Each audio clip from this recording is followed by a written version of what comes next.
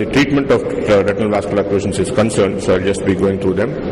So arterial occlusions, we saw systemic evaluation is of paramount importance. Paracentesis can be done even 24 to 36 hours later. Despite we don't lose anything much. Combined occlusions we did see. But what's happening most often, the field of exploding knowledge is in treatment of vein occlusions. So there was a recent review about the natural history of central retinal vein occlusion. They looked at all the studies published and brought it out. So these are some of the numbers you may want to remember. 1/3 of the non-ischemic central retinal vein occlusion patients go on to become ischemic in about 3 years. And in about 25% of the patients, they may develop neovascular glaucoma over the next 15 months. A non-ischemic central retinal vein occlusion, macular edema resolves by itself in about approximately 30% of the eyes without any treatment. And untreated eyes with CRVO have poor vision that declines further over time. So overall, what it says is CRVO is a bad disease, and patients who present with poor vision continue to lose vision over the next few years or months. Branch retinal vein occlusion, if you look at the natural history, visual acuity generally improves in contrast to CRVO. It can vary from 1 letter in 6 weeks to 28 letters in up to 2 years. And 5 to 15% of these patients who did not have macular edema develop macular edema over the next 1 year. And if these patients who presented to us with BRVO and macular edema at baseline, 18 to 41% of these patients resolved by themselves. So natural history, as far as BRVO is concerned, is pretty good. So visual acuity generally improved in eyes with BRVO without intervention, although clinically significant improvement beyond 20/40 was uncommon. So though they improved, many of these patients did not go beyond 6/12 vision. So what is our focus of treatment right now is treatment of macular edema. We are not treating the underlying blockage. We are not, on the part of it, the proliferative disease is something which I will not be covering. So why are we focused with this? Persistent edema can result in persistent retinal damage and ultimately resulting in vision loss. So let's segregate it like this. Affordability is a major concern in our country. So we'll start with the least expensive to go to the most expensive. So for quite some time we had a plain vanilla ice cream, that is the laser photocoagulation. So laser photocoagulation, BVOS stands for branch retinal vein occlusion study, showed that laser treated eyes tended to have better vision. More of these eyes had more than 2 lines improvement vision, and more of these eyes had better than 20/40 visions as compared to eyes which were not treated and left to follow a natural course. But in contrast, central retinal vein occlusion, as we all know, is a much more serious disease. Laser photocoagulation in the treatment of macular edema had no impact. Whether we treat or not treat, they tended to do badly. So the CVOS study said there is no role for treating central retinal vein occlusion associated macular edema with laser photocoagulation. So what are the other things we can pull out from CVOS study? Macular edema resolved in about 31% of the patients. So despite resolution of the macular edema, vision does not improve in CVOS, indicating there is some kind of a gross retinal degeneration going on or retinal cell death. That is the reason. Though the macular edema goes down, patient doesn't improve. And 2-line vision loss was in about 33% of the patient, and around 25% of the patient did gain about 2 lines of vision. And median vision, as you can see, was 20/200 to 20/160. To re-emphasize that these patients, CRVO patients, tend to do badly over time. So advantages and disadvantages of laser photocoagulation. Advantages: it resolves macular edema, prognosis best with localized leakage, and it's a proven treatment for BRVO. But it has no impact on CRVO, and the effect in eyes with macular ischemia is something which is not clear. And in an acute stage, anyway, we can't do laser photocoagulation because in the presence of retinal hemorrhages, the hemorrhages will absorb the laser energy and destroy the nerve fiber layer. So we need to wait for 3 to 4 months for the hemorrhages to absorb, and only then we can do laser photocoagulation. So now we are spoiled for choices. So just like a child in a candy store, we keep looking from one to another, thinking one is better than the other. But in the event, the patient ends up probably poorer. So look at the least expensive one, the triamcinolone. Corticosteroids target the underlying inflammation in retinal vein occlusion. So there is a component of vascular endothelial growth factor upregulation in addition to a segment of inflammation. So this takes care of both the inflammation to a large extent and to a relatively less extent the anti-VEGF. The numerous studies were published, but then the hallmark study is the SCORE trial, where they used triamcinolone for treating branch retinal vein occlusion and central retinal vein occlusion. So what are the conclusions? In branch retinal vein occlusion, laser was as good as triamcinolone in 12 months. So we have always been thinking the pharmacological treatment is better, but this showed that laser was as good as triamcinolone over 12 months. And if you use higher dose of triamcinolone, early visual acuity improvement and central macular thickness decrease is noted, but then there is no difference at 12 months between 1 milligram and 4 milligram. And of course, when we use a higher dose, higher degree of side effects such as elevated intraocular pressure and cataract. But triamcinolone has a good role to play in central retinal vein occlusion. So triamcinolone treated eyes were 5 times greater likelihood of gaining more than 15 letters of vision versus observation at 1 year. And central macular thickness decreased even in the observation group, but then vision did not improve, indicating that triamcinolone may have some neuroprotective effect or some other effect which improves the vision in these patients with central retinal vein occlusion when treated with them. So advantages and disadvantages: visual acuity maintained in hemiretinal vein occlusion, and it's good for central retinal vein occlusion, but it's not better than laser and BRVO. It has to be repeated. And looking at how, depending on how you look at the degree of intraocular pressure, nearly about 30 to 50% of the patients may develop increased intraocular pressure, and almost all patients will develop faster cataract in the eye injected. So next, coming on to the anti-VEGF treatments. So why do we use anti-VEGF? Once again, there is an overexpression of VEGF in patients with vein occlusions, and anti-VEGF therapies are effective at reducing macular edema and other diseases such as the CNVM and AMD. So this is a common treatment which most of us use. A patient with central retinal vein occlusion, you can see the gross cystoid macular edema over time course of with bevacizumab injections. It kind of resolves, macular edema goes away. So this is a commonly seen clinical scenario in our clinics. There are multiple studies of using bevacizumab and CRVO, prospective as well as retrospective. All of them have shown that patients do improve, but then the vision gain which we notice in the short term is not maintained at 2 years. So if you look at 3 weeks, 3 lines of improvement, but then about 2 years it comes down to 1.6 lines. So there was a retrospective trial done in the US of 2 doses of bevacizumab, 1.25 and 2.5. And if you see, there is not much to differentiate between the number of injections, but a large number of patients, nearly about 60% of the patients, did have more than 3 lines gain in vision associated with the decrease in the central macular thickness. As I mentioned, it's a retrospective study done over 24 months. So what is the role of bevacizumab in branch retinal vein occlusion? We once again know it does work. There have been multiple studies, prospective, retrospective, with a long-term follow-up of around. And it is effective in improving vision and decreasing macular edema. The only thing is we need to repeat injections. So how many injections do we give? Nearly about 4 to 5 injections over 2 years.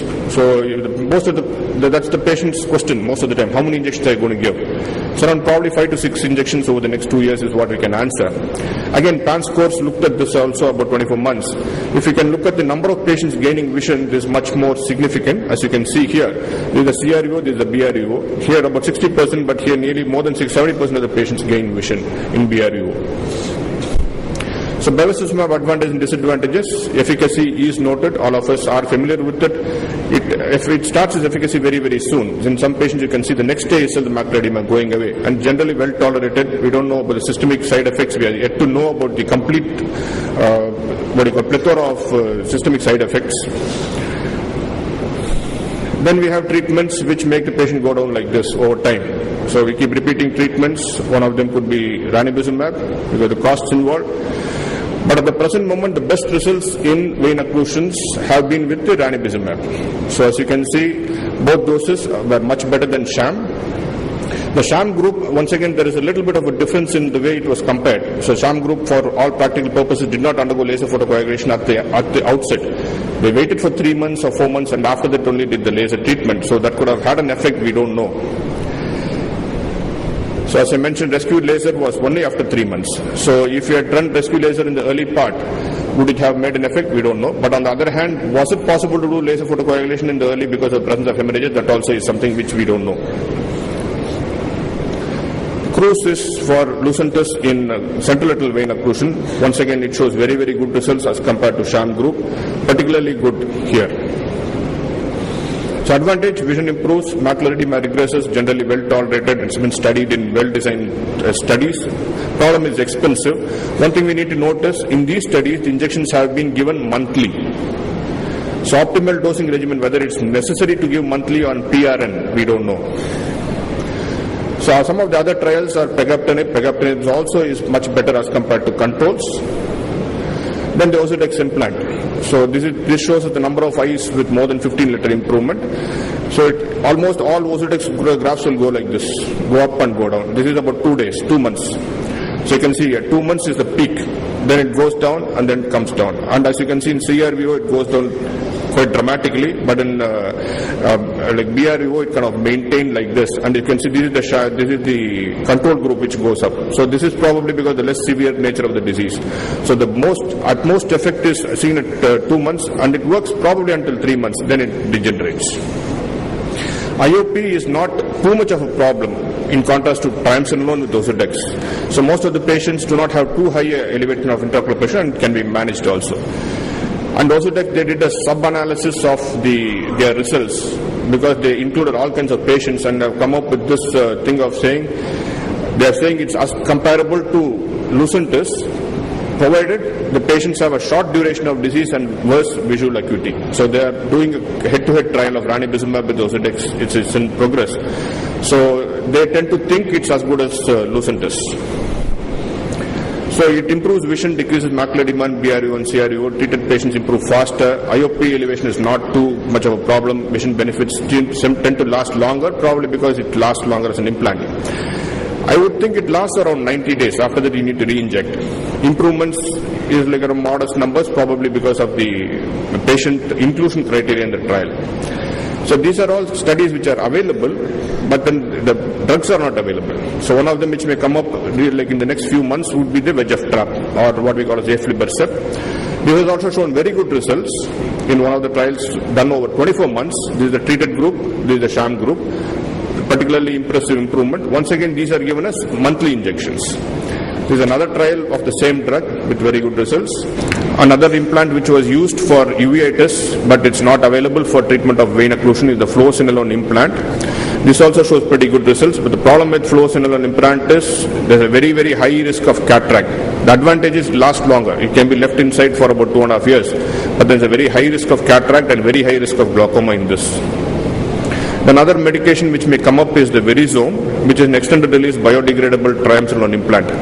So it can be injected using a 30-gauge needle and lasts up to 1 year. This is something which is very, very attractive. 2 doses have been done as a phase 1 trial and have shown that this is efficacious, but we may hear more about it in the future.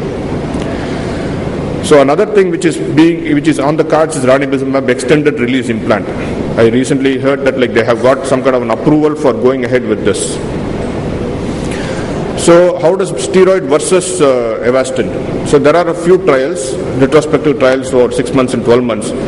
The thing is, both were equally effective in BRVO, though the SCORE trial said that laser is better, but this is not comparing with laser.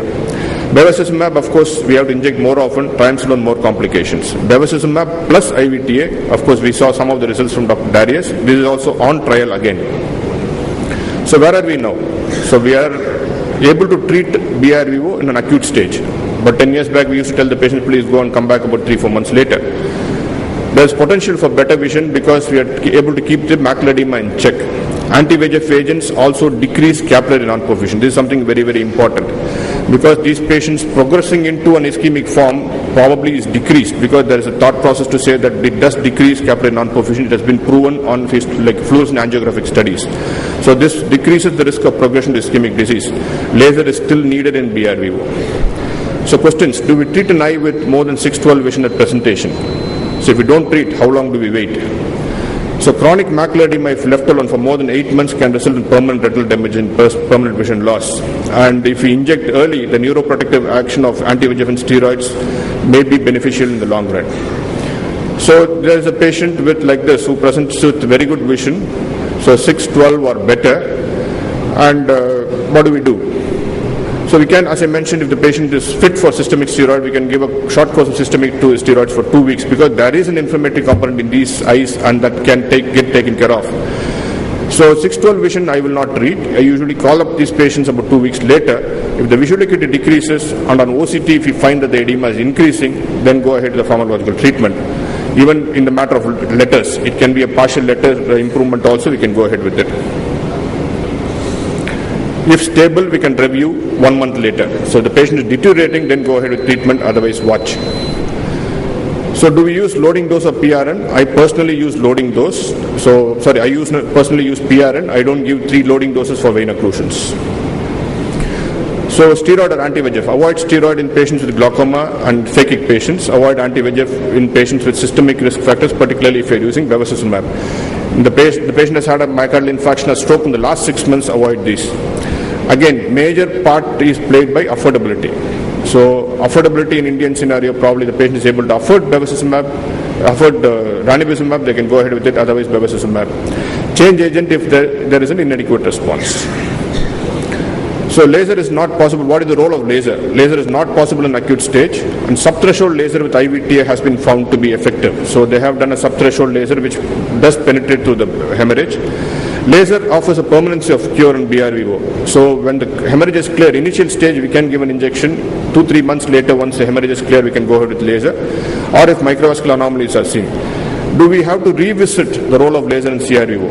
We are still going ahead with the CVO study. But in the present scenario where the visual acuity results are better, resolving the edema may have a beneficial effect or not, we don't know. But definitely if there are microvascular anomalies like microaneurysm or anything which is seen in CRVO patients rarely, then we go ahead with the laser. So way ahead, we still have to look for the basic pathology. How do we treat them? We have to make sure that they don't block at all. Identify the risk factors, knowledge of the pathogenesis, thereby protecting the other eye. Thank you very much.